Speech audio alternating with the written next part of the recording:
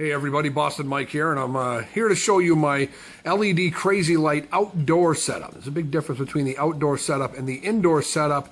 The indoor setup, per 2 lines, they give you one 12-volt power supply, which will work fine if you're on the inside. However, if you're not on the inside, if you're doing it outside and you have to run extra wire, it doesn't really work as well. So we had to do some ingenious thinking. Actually, my buddy Roger did some ingenious thinking for me, and he came up with what I am about to show you. All right, Boston Mike back here again, and well, here's the control box for the LED crazy lights. It is controlled by this remote control right here. Of course, stretch out that antenna so it can work from quite a distance away, but usually I'm just outside on the deck, so there's no real reason for it. But to run this properly, you have to have a lot of extra wire if you're going to run it from the outside. This wire right here that you see, the red and black wire, there's probably 50 or more feet of this kind of wire, and it all comes down here, and all this wire here, there's at least 50 feet, probably more than that. So with that much wire running, by the time the power from the 12-volt power supplies that they gave me go through the system, by the time it comes to the control box, unfortunately, it does not have the same amount of power. It drops a lot of power within that distance. So that being the case, you have to bump up your power supply. That's the big thing. If you're going to run extra wire, then you have to have a bigger power supply, which we did here. We got a 12-volt, 30-amp power supply. My buddy Roger hooked this whole thing up. It's fan-cooled. It's a little bit warm right now. Here's the hookups for it. And again, I don't know how all these go, what's hooking up to what, but he certainly did. I'll have him comment on this video if he gets a chance. But again, I left all these wires just hanging out so you could see what has to go on. And this, right there, that sound, that's as loud as it gets. Which really, I mean, that's the fan going on. It only stays on for a second or so. And this thing never gets really hot. Not at all, actually. With that much power running as far as it has to, it really has to keep up the amperage to keep the lights running at a steady pace. Now, if you notice down here, right down there in the wall is the hole where all the wires go into and outside on the deck. So why don't we go out on the deck and take a look at what he has set up and how we have it out there. So as we get outside, this junction box right here is where all the power is coming out of the house into here, and it runs all the way under the deck, goes all the way up, and it goes to this box right here. Now this box, 2 lines on this side to my left are connected, and 2 lines to my right are also connected. Right now I just have the red lights on, and I'll show you a nighttime video as well in just a bit. But this is where the 2 meet up, and all that extra wire has to go under the entire deck, all the way over, and bang, hook up there. But it's not just that. He made these lights so they would run in one direction. If you hook them up individually, they'll run in 2 separate directions all the time. I wanted them to run in one direction, so we had to put in more junction boxes with more wire running through. Here's another junction box where the first roll meets the second roll, and that goes down under the deck, and that also connects to the power supply. And over here, I have the last junction box right here. And again, that's the 3rd roll there, and that's the 4th roll taken off there. And the wires to run those properly go underneath the deck.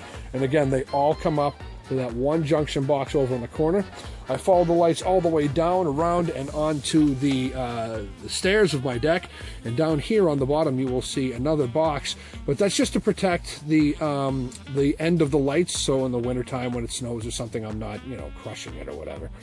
And there's silicone in each of the junction boxes, clear silicone, and that keeps all the electronic components safe, so you don't have to worry about that. I don't know if you can see that or not. We'll try it over here. Maybe you can see it better here. You can see where the light is hitting it, but yes, you can see all that silicone in there. It's packed in tight, so we've had quite a few big thunderstorms, rainstorms. Nothing's gotten in there. All you have to do is unscrew these 2 screws, and you can get to the components inside and deal with it like that. So that is my outdoor LED crazy light setup. Now, again, before the power would dip out and the lights would be really dim. They wouldn't light up that well. They weren't too bright, and unfortunately, they would start skipping in power So we will come back at night. I'll show you what they look like when they're fully lit up and fully powered the way they should be, thanks to that 12 volt 30 amp power supply we put in. So hope that helps. We'll see you in a bit.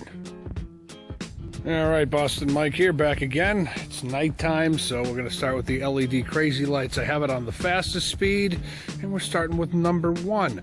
So once they're all hooked up, well, that's what your red looks like right there. We'll just go through. There's 133 different functions. I'm doubting I'll get to all of them, but then there's blue. Solid blue. Everything's the same color. Green. Nice. Kind of purple, pinkish. Lighter blue. Now, mind you, this is on the fastest setting. Now, you can't see that when you have the static colors, but on the next one, it's like Seizure City, kid. But if you slow it down, it doesn't look like that. So we're just going to keep filtering through. There's a marquee. Again, you can slow it down, speed it up. I'm going to slow it down a little bit.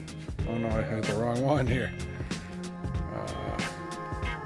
Marquee, so if we slow it down, there you go. But I want to keep them on the fastest so you can see what they do. All right. They go one way, they go the other way. This is where they start out down here on my deck.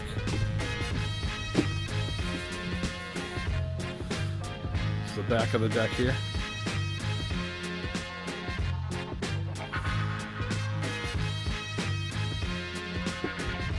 This one's a fade. It's another type of fade.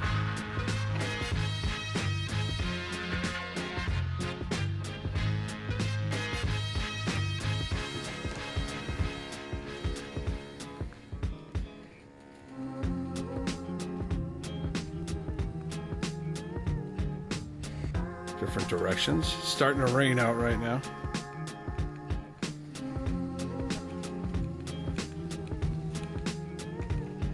Well, it's good. At least I can show you in this rain that the connections all stay very solid.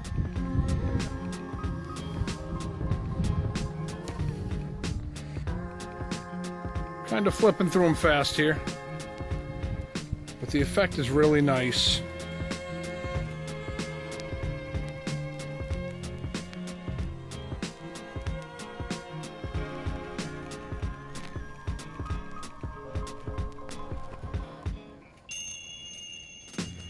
Different kinds of functions that it does. Again, speed up, slow down, whatever. Again, I just have it on the fastest so you can kind of see what's going on here. The outside system is nice, and if you notice, everything's running from one side to the other, straight through all the way. Reason for that is because how we hooked them up. Otherwise, right here at that junction point, it would be going this way and then spreading off that way. They wouldn't be coordinated. So it takes a little bit of work to get that done. I'll have my buddy Roger comment on this video and tell everybody how it's done.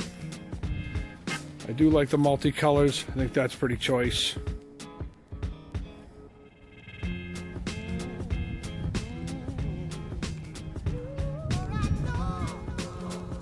This is the one I want for, oh no, this is the one I want right here for when it snows out. I think that'd be cool.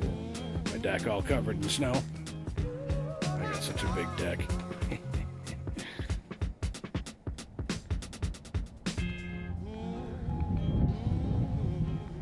This one actually starts from the middle on both sides. I'm assuming that's how it's supposed to go anyway, but it's kind of weird. There's a whole series of them that does that. These just change colors all the way through. I think that's pretty cool. They come back, different color.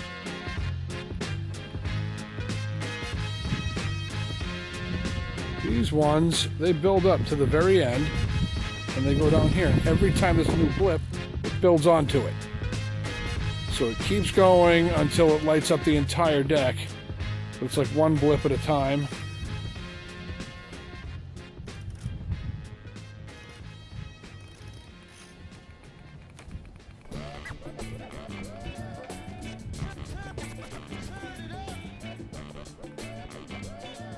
Whoa, some of them are a little trippy.